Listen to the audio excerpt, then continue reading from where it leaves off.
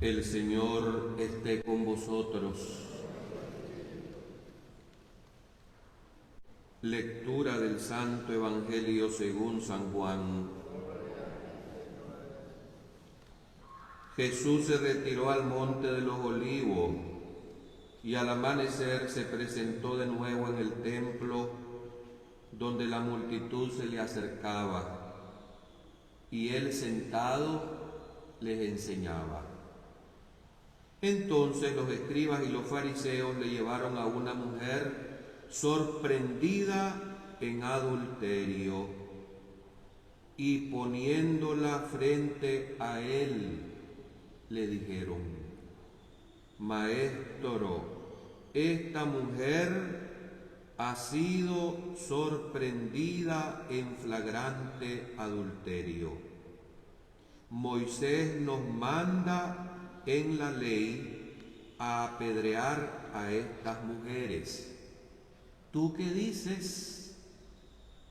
Le preguntaban esto para ponerle trampa y poder acusarlo.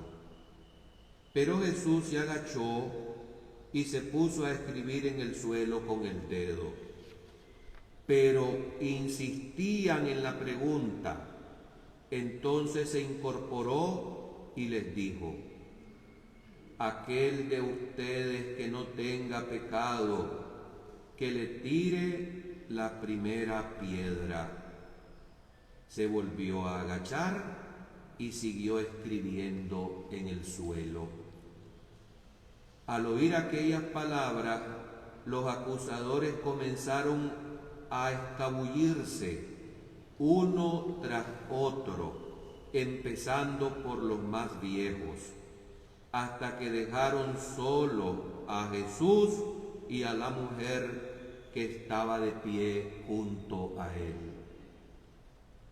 Entonces Jesús se enderezó y le preguntó: Mujer, ¿dónde están tus acusadores? ¿Nadie te ha condenado? Ella le contestó: Nadie, Señor. Y Jesús le dijo: tampoco yo te condeno. Vete y no vuelvas a pecar más. Palabra del Señor. Por este santo evangelio se borren nuestros pecados.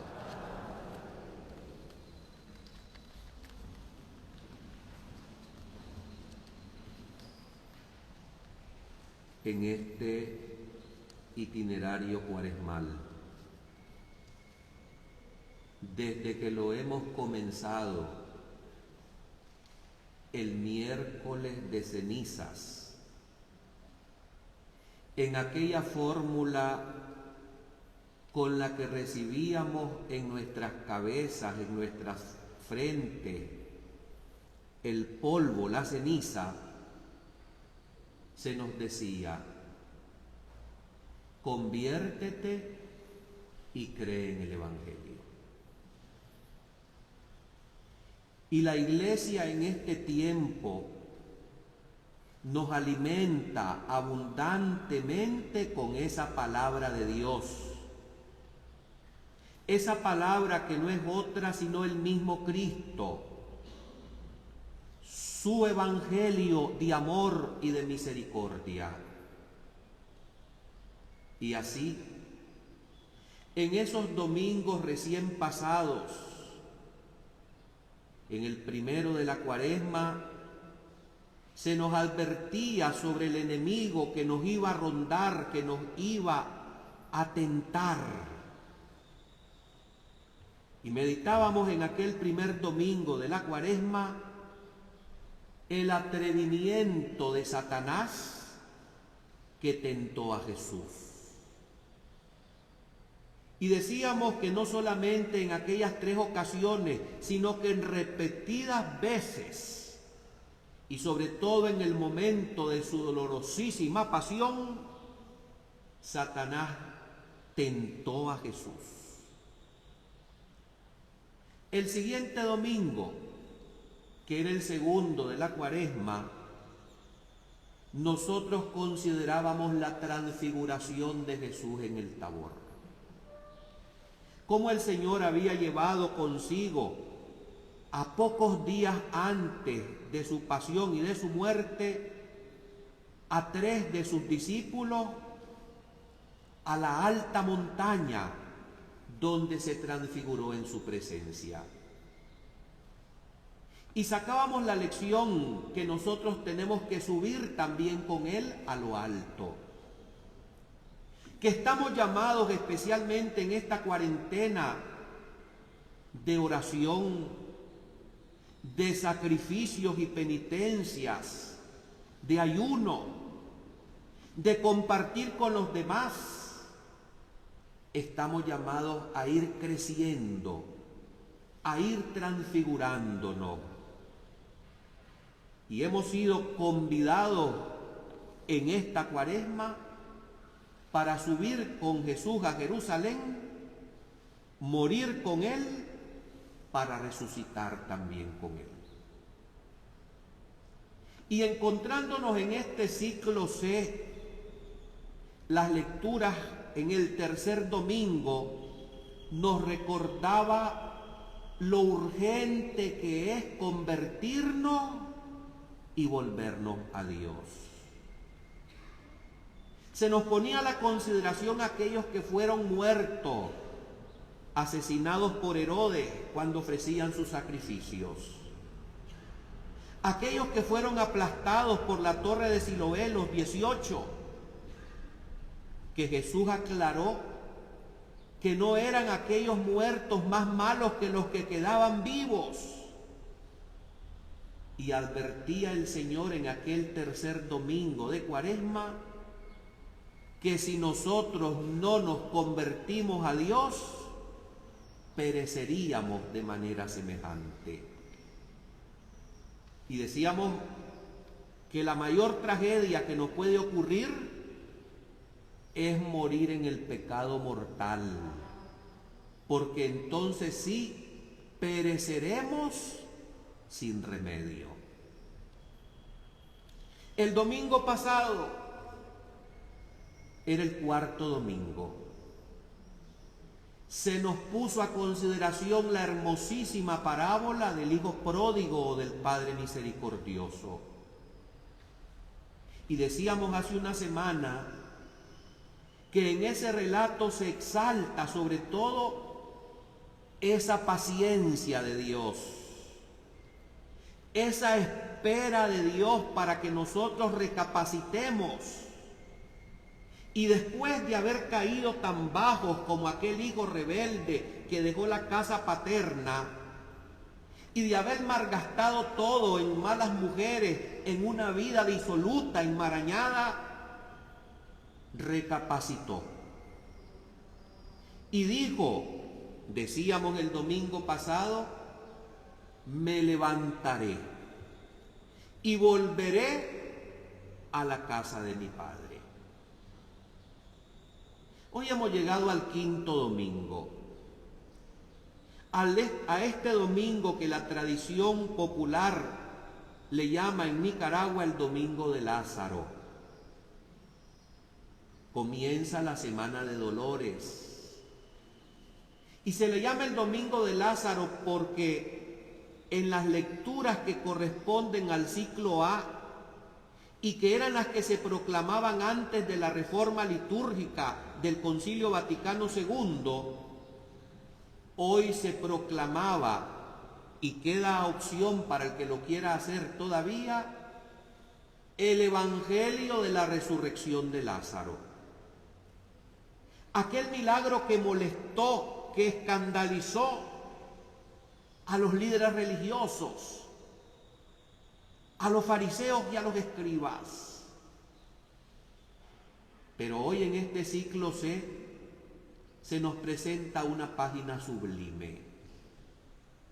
Esa página que nos ha contado a nosotros cómo el Señor perdona, cómo el Señor absuelve a aquel que ha sido enviado por el Padre para hacer nuevas todas las cosas. El relato del Evangelio de la mujer adúltera evidencia ante todo la misericordia infinita de Dios. Pero para adentrarnos en este tema, la primera lectura nos ha contado a nosotros en el oráculo de Isaías un anuncio. Ese anuncio que levanta el ánimo de un pueblo que ha sido testigo de las maravillas de Dios en su favor. Y pregunta el profeta, ¿qué es eso? ¿Qué es lo que está brotando? Porque los profetas ven más lejos, más allá del horizonte terreno. El contexto histórico que nos lo ha recordado el Salmo también de este domingo y que nos ha hecho repetir grandes cosas ha hecho por nosotros el Señor, nos recuerda aquellos tiempos del destierro en Babilonia. Ese pueblo de Dios lejos de su tierra, desterrado, humillado, rodeado de culturas paganas, se ha olvidado de Dios. Pero el Señor no los olvida y los va a repatriar, los va a hacer regresar a su tierra. El rey gentil Ciro de Persia será el instrumento de Dios para libertar a los exiliados. Este es el contexto histórico de la primera lectura en el oráculo de Isaías y de lo que cantábamos en el Salmo de este domingo, cuando decíamos, grandes cosas has hecho, Señor, por nosotros.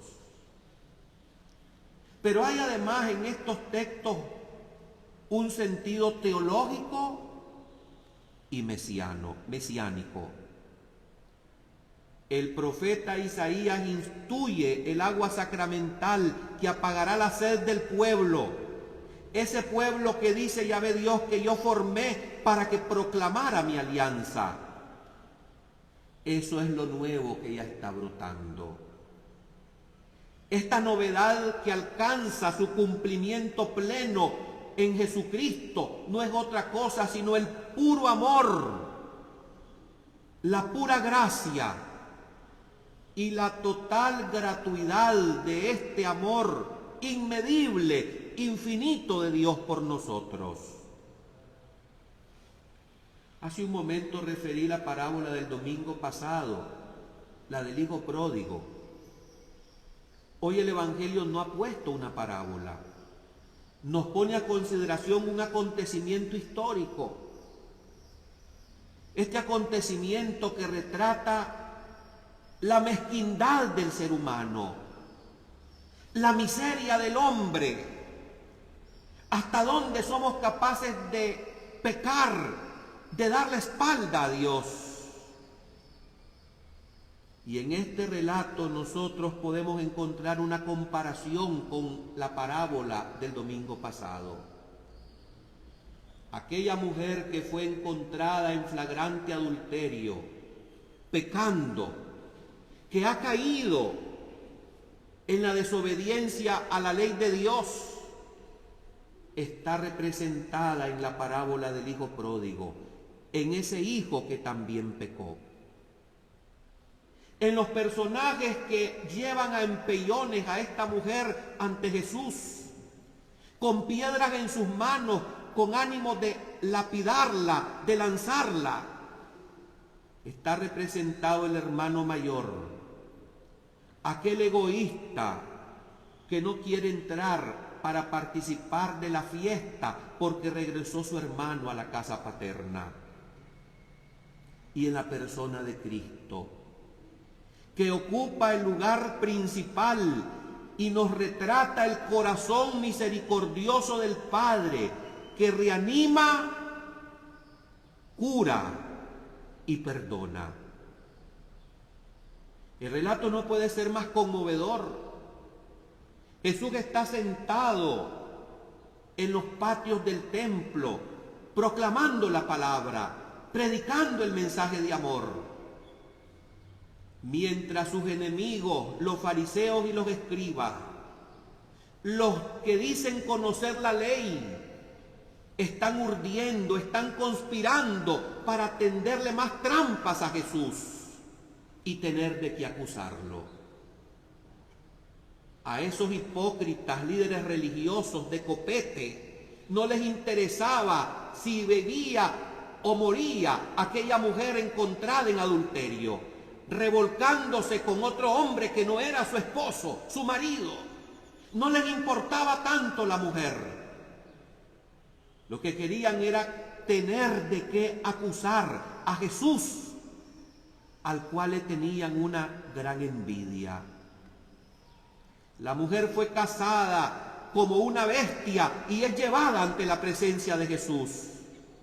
Y llueve la acusación degradante y humillante para aquella mujer que tuvo la desgracia de ser avanzada, encontrada en el pecado.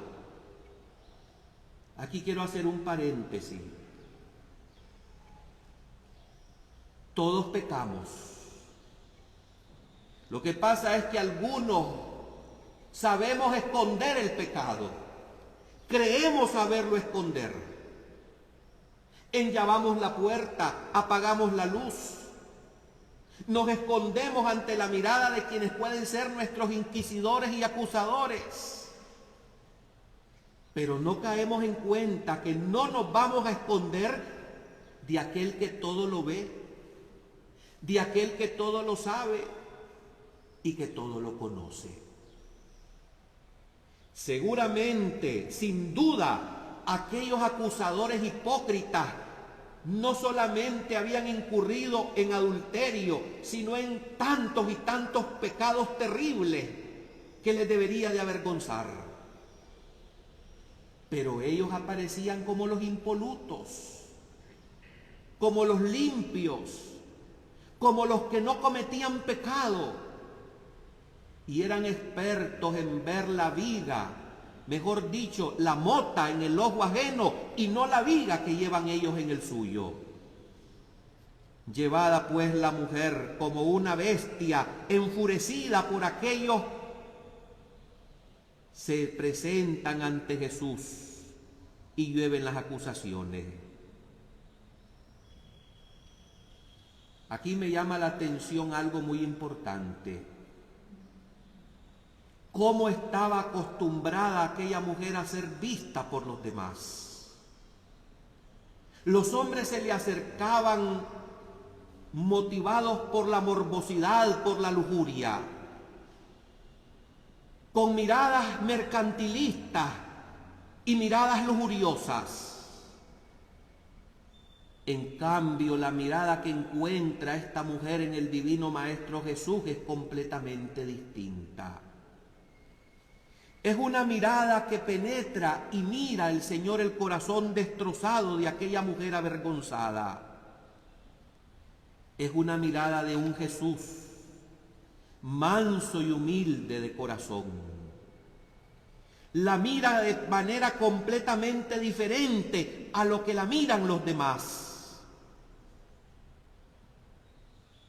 Y la palabra de Jesús apela a la conciencia de aquellos degenerados y sinvergüenzas hipócritas que habían llevado a la mujer ante él. Cuando comienza a escribir en el suelo, dicen algunos que lo que escribía Jesús eran los pecados de los acusadores de la mujer. Y Jesús, poniéndose en pie, les dice: el que esté libre de pecado, que le tire la primera piedra. La escena no puede ser más conmovedora. ¿Cuántos de nosotros somos como los fariseos, expertos en lapidarnos los unos a los otros? Piedras que hieren con las palabras que acusan a los demás de pecados y padecimientos que quizás yo los tengo peor que el prójimo que estoy señalando. Esta mujer es absuelta por la misericordia de Dios. Y ese perdón y esa absolución es precisamente el brote nuevo que se está estrenando en la plenitud de los tiempos, que no es otro sino el de la divina misericordia que había profetizado Isaías. La suerte de aquella mujer de ir a la muerte cambia a ir a la vida, a una nueva oportunidad, a un reinicio ante los ojos de Dios y de los hombres. La suerte ha cambiado como los torrentes del Negev, como lo hemos dicho en el Salmo de hoy. Aquí hay algo también que quiero hacer notar. Jesús no niega el pecado, no llama bien a lo que se ha hecho mal. Jesús percibe en los acusadores el mismo pecado que le están achacando a la mujer y les remite a su conciencia. Comienzan a escabullirse uno a uno, empezando por los más viejos, porque el hombre cuanto más viejo es más mañoso y más pecador. Hay quienes sin escrúpulos de conciencia lanzan siempre piedras contra los demás. Lo que está mal está mal. Aquella mujer había incurrido en el pecado del adulterio y Jesús no niega que aquella mujer ha hecho el mal, pero le interesa salvar a la persona y condena el pecado. Por eso termina diciendo Jesús: vete en paz y no peques más. El adulterio era castigado con la muerte según la ley de Moisés y según lo vemos en la Sagrada Escritura, en el libro de Levítico, en el capítulo 20, versículo 10. En el libro del Deuteronomio, en el capítulo 22 y siguientes. Pero Jesús no condena a la persona que ha pecado, pero sí condena el mal que ha hecho, es decir, el pecado. Hemos llegado ya a la antesala de la Semana Santa. Se nos está retratando en este relato la misericordia infinita de Dios una vez más. ¿Cuántos de nosotros a estas alturas del itinerario cuaresmal seguimos sumidos en el pecado? En la soberbia de los fariseos, en el lanzar piedras a los demás cuando nosotros tenemos también techo de vidrio, en señalar el pecado del otro cuando nosotros lo tenemos en su máxima potencia. Ojalá Dios quiera que a las puertas de celebrar la Pascua recapacitemos en esta oferta, en esta misericordia de Dios que nos está diciendo: renuévense, cambien, conviértanse en el Evangelio. No nos debemos erigir en jueces de los demás, sino en considerar nuestro propio y personal pecado. Quiero terminar con una anécdota que siempre me viene a la memoria cuando leo este Evangelio de la mujer adúltera. Allá en mi ciudad, en Granada, siendo muchacho, escuché la siguiente anécdota. Un hombre acaudalado, adinerado, entró al club social de aquellos años, de los años 60, y se hizo acompañar por una mujer que no era su esposa, en una fiesta donde estaban todos sus camaradas, sus amigos.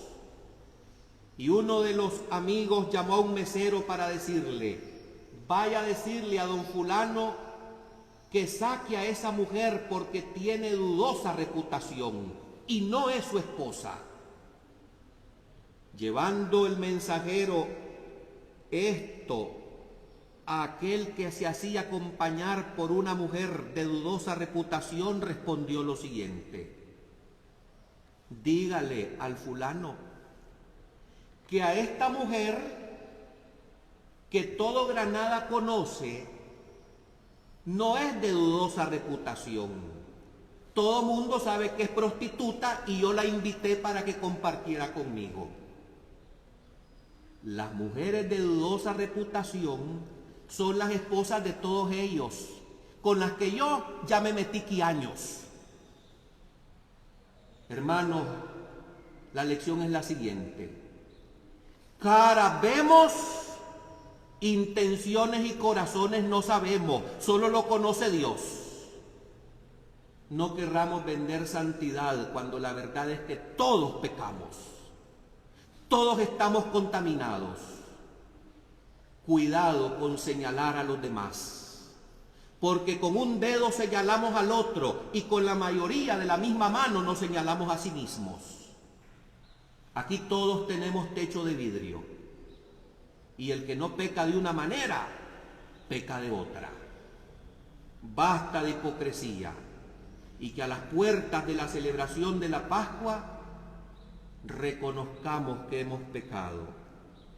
Pidamos perdón a Dios para que aprovechemos a renovar, a rejuvenecer y a hacer todo nuevo en los días de nuestra vida.